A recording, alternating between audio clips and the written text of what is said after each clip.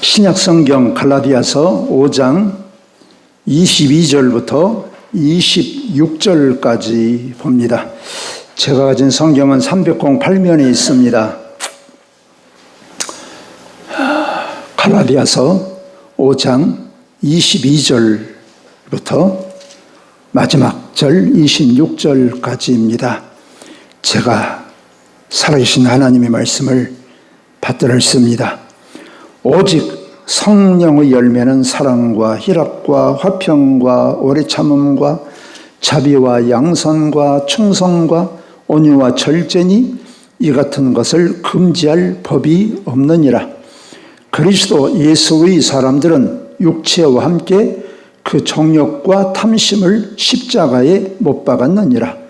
만일 우리가 성령으로 살면 또한 성령으로 행할지니 헛된 영광을 구하여 서로 노엽게 하거나 서로 투기하지 말지니라. 아멘. 세상에 종교는 많지만 크게 두 가지가 있습니다. 뭐냐면 자력 종교와 타력 종교가 있습니다. 자력 종교라고 하는 것은 뭐냐? 외부의 도움을 받지 않고 우리 사람 스스로의 노력으로 이제 도를 깨닫는다, 진리를 깨닫는다, 그래서 구원에 이른다 라고 하는 것입니다. 그 대표적인 종교가 불교입니다. 불교는 무신론이에요. 신을 믿지 않습니다. 자기 자신 안에 부처가 있어요. 가능성이 있습니다.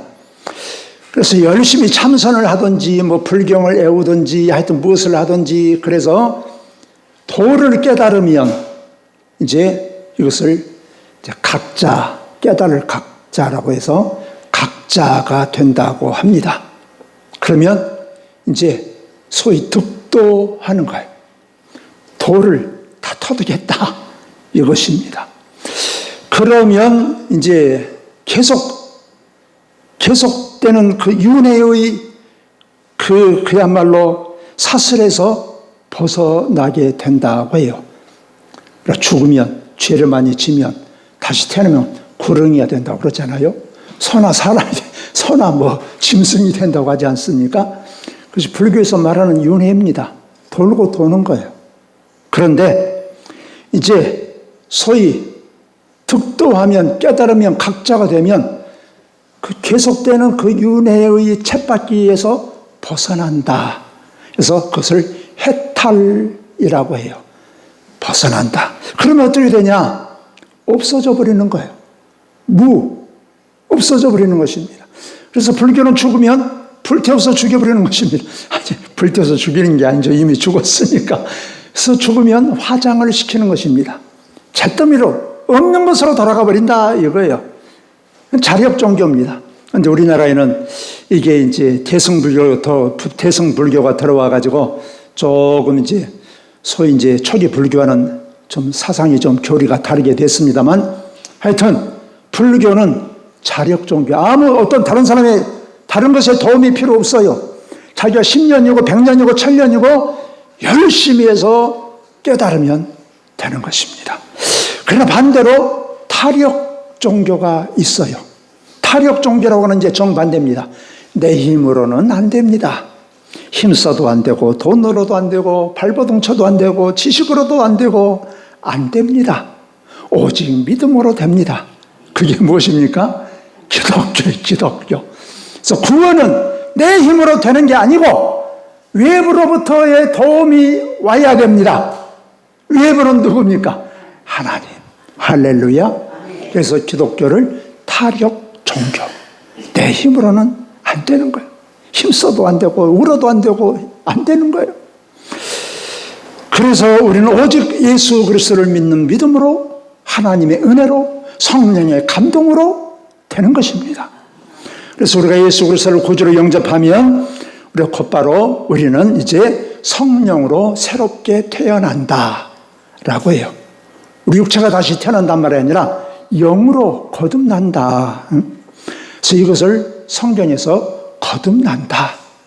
거듭나야 우리 자신이 하나님의 영으로 그냥 완전히 새롭게 태어나야 우리가 하나님의 자녀가, 하나님의 나라를 볼 수가 있고 들어갈 수가 있다라고 말씀하시는 거예요. 그래서 예수님께서 니고데에게 말씀하지 않습니까? 사람이 거듭 물과 성령으로 거듭나지 않으면 하나님의 나라를 볼 수가 없고 하나님의 나라를 들어갈 수가 없다. 내 힘으로는 안 된다. 성령의 도우심이 있어야 된다. 그 말이에요. 밖으로부터 우리가 도움을 받아야 된다. 이것입니다. 그래서 베드로가 예수님에 대해서 고백하지요. 마태복음 16장에서 보면 주는 그리스도시요 살아계신 하나님의 아들입니다. 그래서 예수님께서 뭐라고 말씀하십니까? 이것을 네가 깨닫게 된 것은 네 부모나 어떤 사람의 도움이 아니라 하늘에 계신 네 아버지께서 하나님께서 가르쳐 주셨다. 밖으로부터의 도움이 있었던 거예요, 여러분. 그래서 우리가 죄와 사망과 죽음에서 우리가 예수님을 구원의 주님으로 우리가 믿고 고백하는 것은 새롭게 우리가 다시 태어난 것입니다. 거듭난 거예요. 바로 이것은 성령의 감동으로 가능한 것입니다. 내가 아무리 세상 지식을 쌓는다고 된 게 아니라니까요. 이것은 성령께서 하시는 일이에요. 이렇게 거듭나는 순간 우리는 하나님의 자녀가 되는 것입니다. 그런데 이것은 물론 10년이 걸릴 수도 있고 20년이 걸릴 수도 있어요. 교회를 10년 다녔는데 아직도 내가 예수님이 주님인지 하나님이 아버지인지 물론 모를 수도 있습니다. 그러나 이제 보통 한 1년 열심히 다니면 우리가 알고 믿고 고백하게 되는 거지요. 자, 그러면 하나님께서 참 우리가 참 보잘것이 없고 볼품이 없고 형편이 없어도 하나님께서 우리를 예수님을 보시고 우리를 그냥 의롭다라고 하나님께서 눈 감아 주시는 거예요. 이것은 이제 신학적인 용어로 칭의라고 합니다. 의롭다고 그냥 이름을 붙여준다. 그 말이에요. 속된 말로 개떡 같아도 예수 믿는 거 보시고 하나님께서 너 봐주마 이런 것입니다. 그러나 하나님은 우리가 그렇게 되는 것으로 만족하지 않습니다.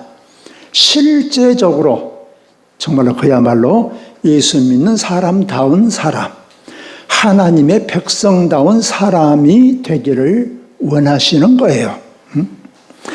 자, 그래서 그러면 이제 우리가 소위 예수님의 마음을 품고 예수님처럼 산다라고 합니다.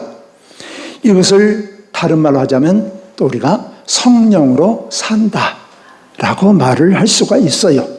이것을 신학적인 용어로는 성화라고 합니다.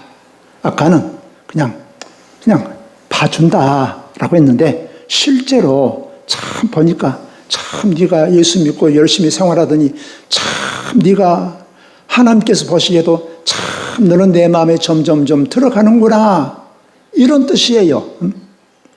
그런데 이것은 하루 이틀에 되지 않습니다. 1년, 2년에 되지 않아요. 10년, 20년에 되지 않습니다. 죽는 그 순간까지 계속해서 점점 변화되어 가는 거예요. 우리가 죽기까지 변화되지 못하고 그냥 끝나는 사람도 있을 수도 있습니다.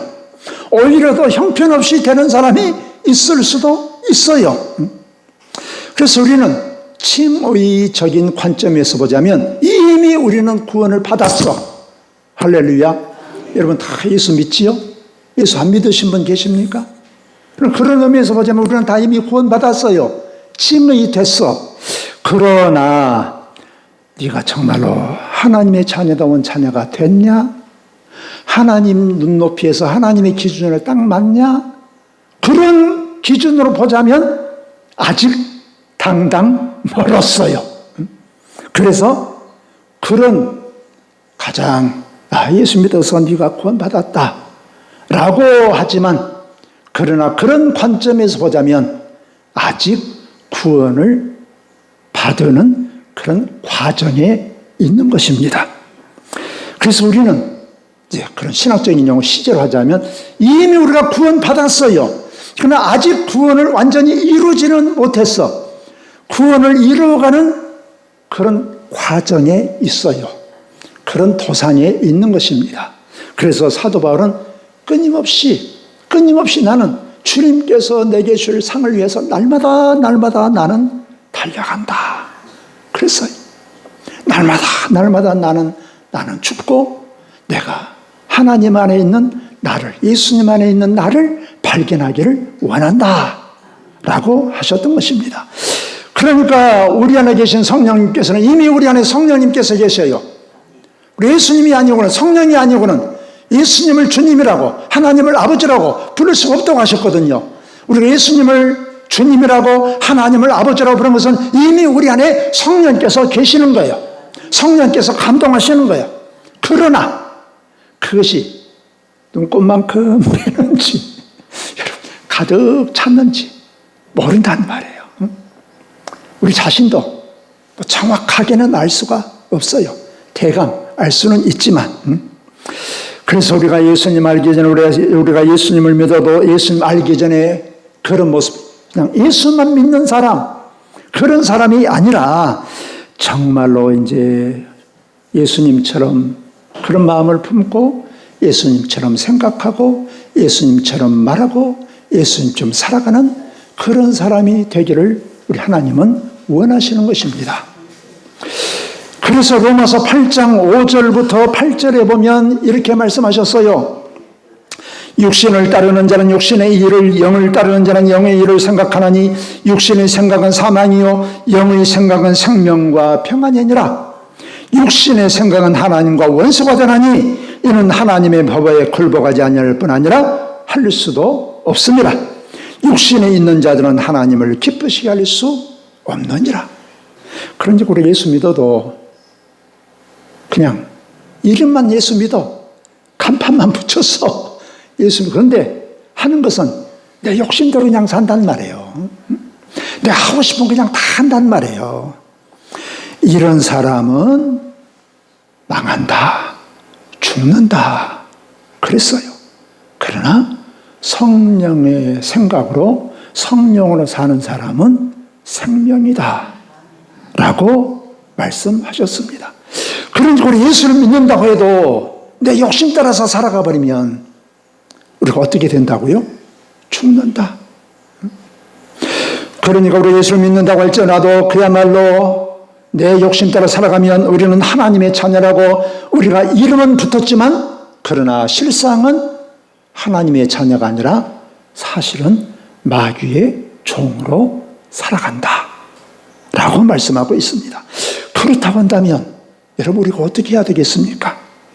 우리가 실제적으로 이름만 아니라 명실공히 우리가 성령의 감동을 따라서 성령으로 사는 그런 성도가 되어야 되지 않겠습니까? 자, 그래야 우리가 하나님의 다스림 가운데, 하나님의 돌보심 가운데 하나님의 은혜와 하나님의 능력으로 우리가 참 하나님의 생명과 하나님의 평안으로 살아갈 수 있지 않겠습니까? 그러면 그렇게 되려고 하면 어떻게 해야 될까? 오늘 우리에게 가르쳐주고 있습니다. 그러려고 하면 오늘 주님께서 오늘 성경에서 말씀하고 있어요. 오늘 뭐라고 말씀하고 있습니까? 오늘 24절에서 말씀합니다. 그리스도 예수의 사람들은 육체와 함께 그 정욕과 탐심을 십자가에 못 박았느니라.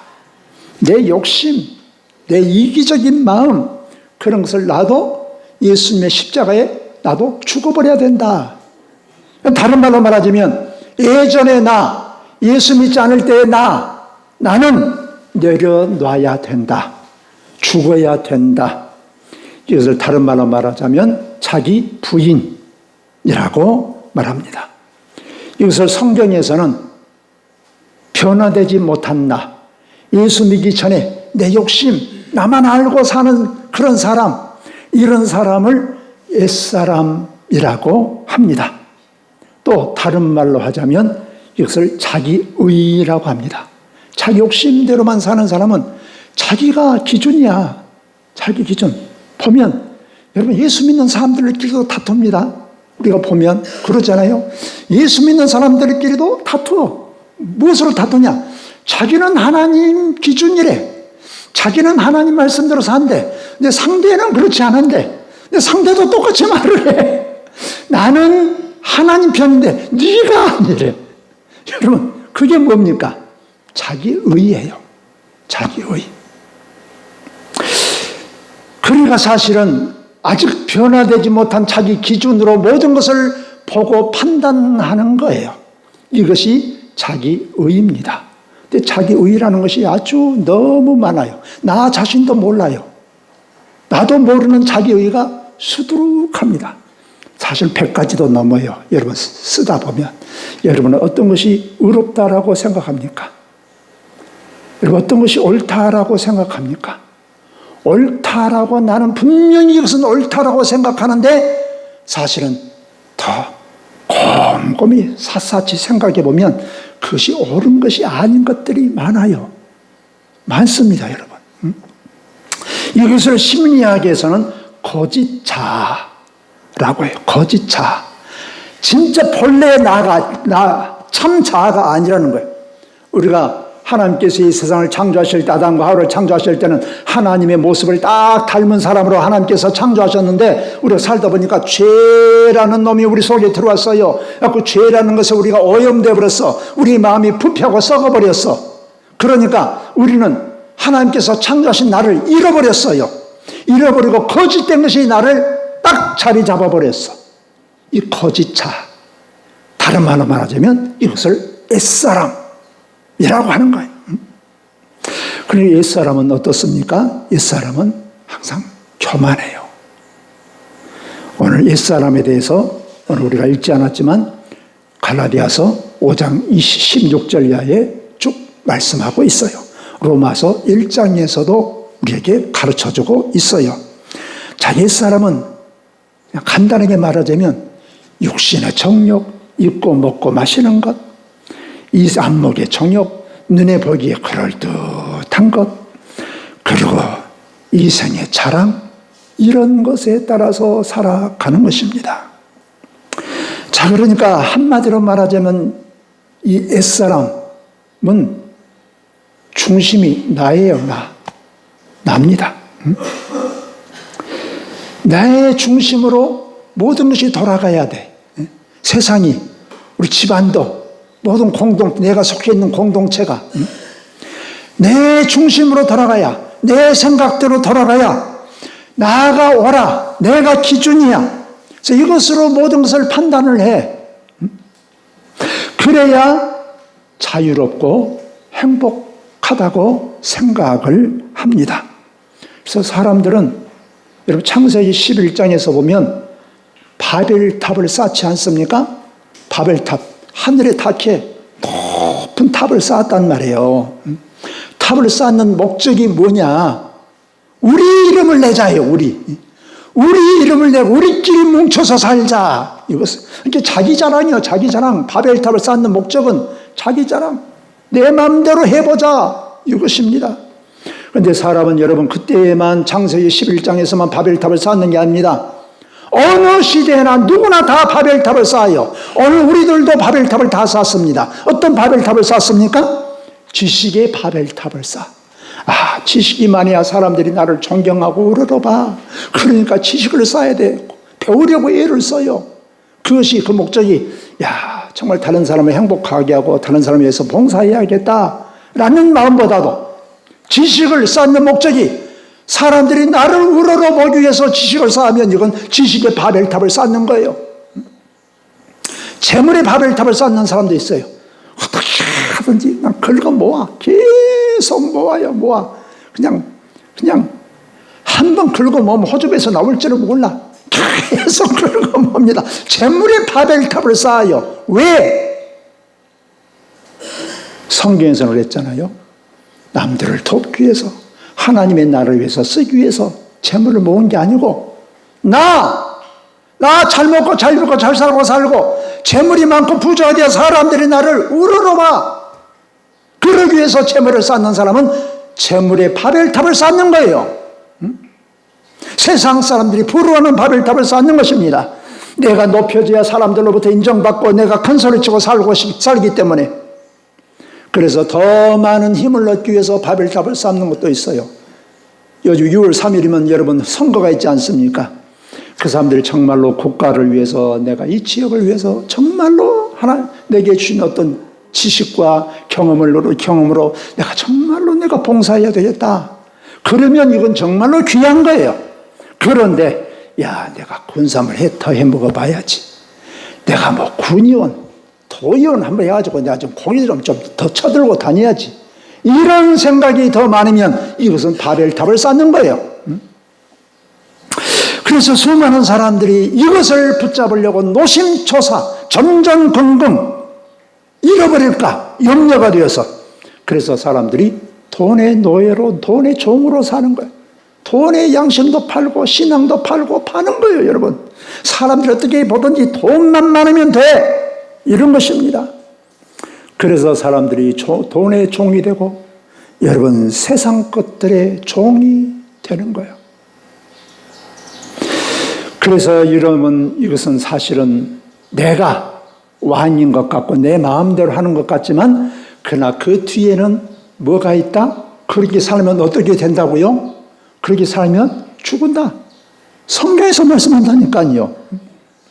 육신의 생각은 사망이요, 그렇게 살면 망한다. 다른 말로 말하자면 어쩐다고 말해요? 천국 간다, 지옥 간다.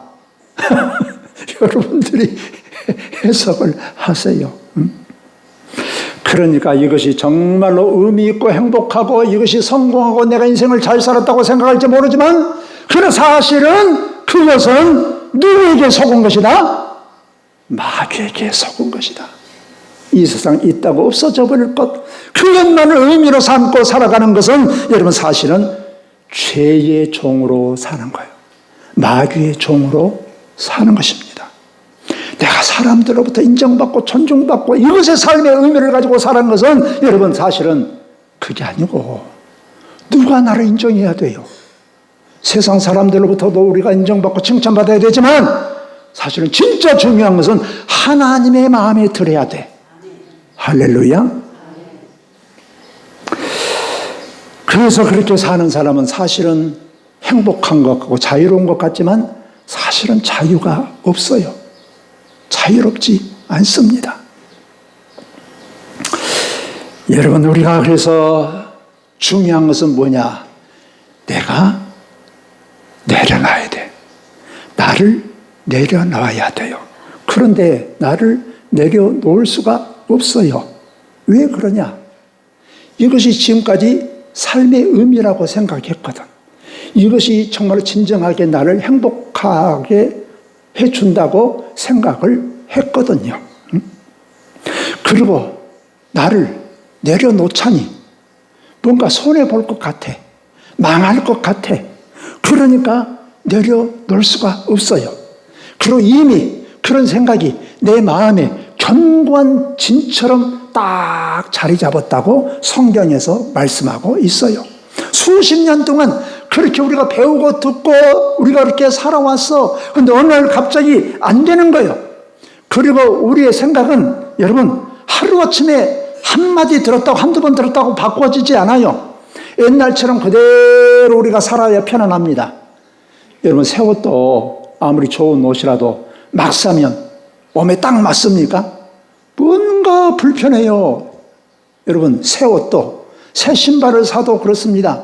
아무리 좋은 신발을 사도 뭔가 처음에는 불편해. 자꾸 신고 입고 그래야 뭔가 내 몸에 맞아 들어가는 거예요. 그러니까 우리가 하나님의 말씀대로 살려고 해도, 성령의 감동하심 따라 살려고 해도, 내가 옛것을 내가 버리려고 해도 이미 내가 너무 오랫동안 굳어져 버린 것이 우리 속에 있어요. 이것을 성경에서 견고한 진이다. 아무리 안 돼요, 안 돼. 바꾸려고 하면 불편해. 그리고 우리 머리는, 우리 뇌는 바꾸어서 사는 것을 싫어해. 지금까지 사는 대로 그대로 살아야 편해, 여러분.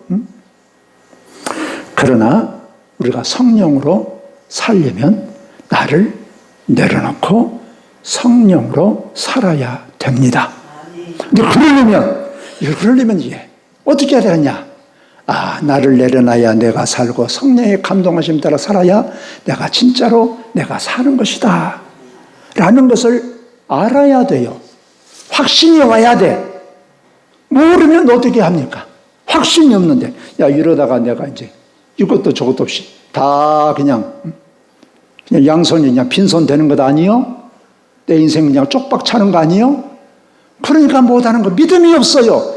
성령으로 살면 내가 갔다가 망해버릴 수도 있어. 이런 불안감 때문에 여러분 나 자신의 생각을 내려놓을 수가 없어요. 믿음이 없다고 말해. 다른 말로 말해 믿음이, 하나님에 대한 믿음이 없어요.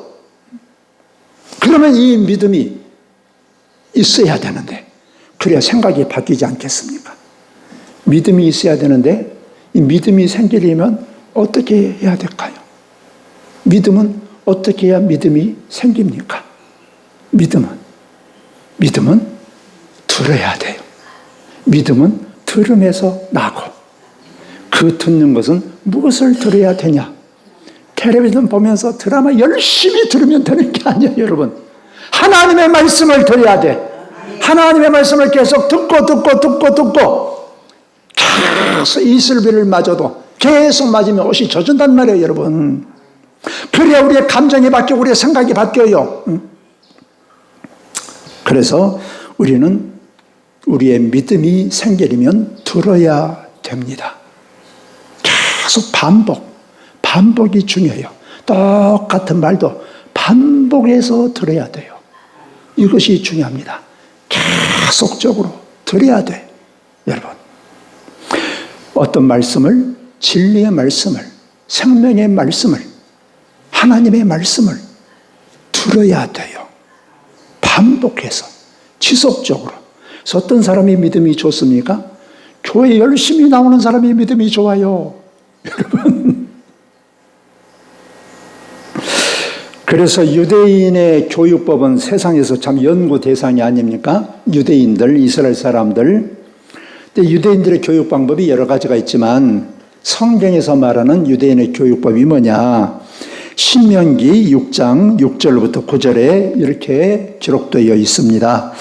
오늘 내가 내게 명하는 이 말씀을 너는 마음에 새기고 내 자녀에게 부지런히 가르치며 집에 앉았을 때든지 길을 갈 때든지 누웠을 때든지 일어날 때든지 말씀을 강론할 것이며 너는 또 그것을 내 손에 매여 기호를 삼으며 내 이간에 붙여 표를 삼고 내 문설주와 바깥문에 기록할지니라. 뭐라고 말씀했습니까? 오늘 보니까 부지런히 가르치고 부지런히 자녀들에게 집에 앉았을 때나 길을 걸어갈 때나 누워있을 때나 일어날 때나 언제나 말씀을 가르치고 그것으로 끝나지 않고 네 손목에도 하나님의 말씀을 기록해서 시계 차는 게 아니라 하나님의 말씀을 기록해서 네 손목에. 그래서 이스라엘 백성들은 여기다가 하나님의 말씀을 기록해서 삽니다.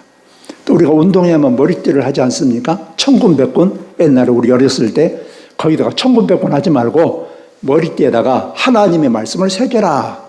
누구를 위해서? 나를 위해서가 아니라 상대방 보라고. 서로가 보는 거예요. 그리고 너희 집에 출입문에다가 문패만 달 것이 아니라 하나님의 말씀을 기록을 해라. 들어갈 때 나올 때 하나님의 말씀을 봐라. 그래야 믿음이 생기는 거예요, 여러분. 이게 반복입니다. 어디에서나 언제나. 그런데 더 중요한 것은 이 반복도 감정이 실리는 반복이면 훨씬 효과가 있답니다. 효과가. 그러니까 여러분 똑같은 하나님의 말씀도 감정을 실어서 우리가 읽으면 훨씬 효과가 있어요. 그래서 제가 찬송 부를 때 2번, 3번 똑같은 찬송 부르면 좋지만 그래도 제가 3, 4절만 반복해서 들은 것은 그런 의미도 있어요. 여러분 찬송은 감정이 실린 노래예요. 감정이 실려 있어. 그러니까 감정이 실린 그 노랫말을 계속 내가 하면 훨씬 우리 마음에 새겨지는 거예요. 그런 의미가 있는 것입니다. 그러니까 우리가 찬송을 부르면 은혜가 되면서도 그 감정이 섞이니까 훨씬 우리 마음에 감동이 되는 거예요. 그런 의미가 있어요. 똑같은 말을 100번, 1000번 계속 듣는 거예요. 여러분 북한 사람들이 1000번, 10,000번 들어버리니까 그냥 세뇌돼 버리잖아요. 자, 우리가 이렇게 듣는 것이 중요합니다. 하나님의 말씀을 들어야 됩니다.